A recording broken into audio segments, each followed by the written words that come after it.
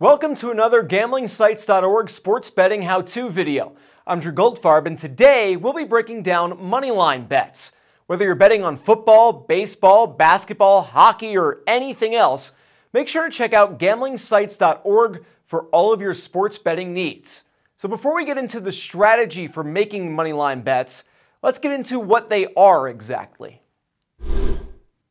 Betting the money line for a football game is simply betting on which team you think is going to win. Unlike with point spreads, you don't have to concern yourself with the final score or who wins by what margin. If the team you place your wager on wins, you win.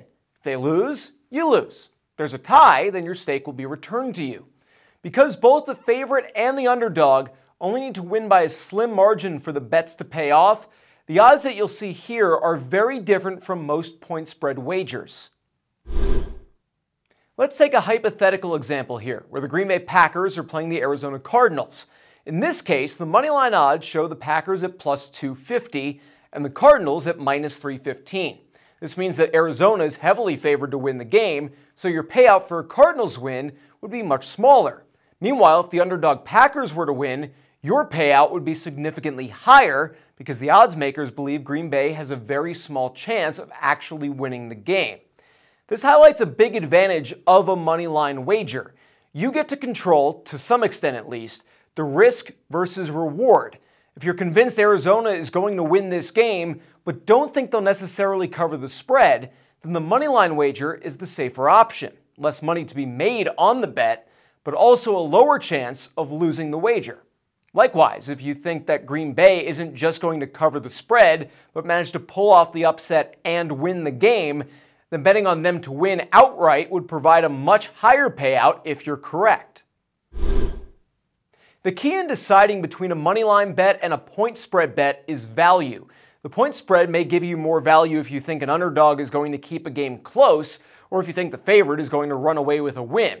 The moneyline is going to be a better option if you feel that the underdog is going to win the game, or if the favorite is going to win, but maybe not by as much as the spread.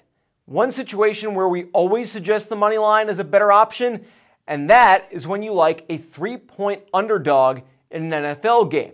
Only a small percentage of all NFL games across a season are decided by that small of a margin. So if you're taking the underdog at plus 3, you might as well bet on them to win outright. It'll increase your payout if you're correct, and the chances of any NFL team losing a game by exactly 1, 2, or 3 points is slim, no matter how evenly matched them and their opponents may be. Here are a few final tips for you when it comes to betting on money lines. Work on your handicapping skills, pick your spots, and make sure to get the best odds. Make sure you analyze a team's relative chance of winning and compare that to the odds that are available to you. Also, you don't need to bet on every game. The key to being successful in betting comes in making quality bets, not just making a lot of them. And shopping for your odds before you make a bet will help you get the best possible value for your betting buck. Different bookmakers and websites will price games differently, and you want to make sure that you don't leave potential winnings on the table just because you didn't shop around before placing your wager.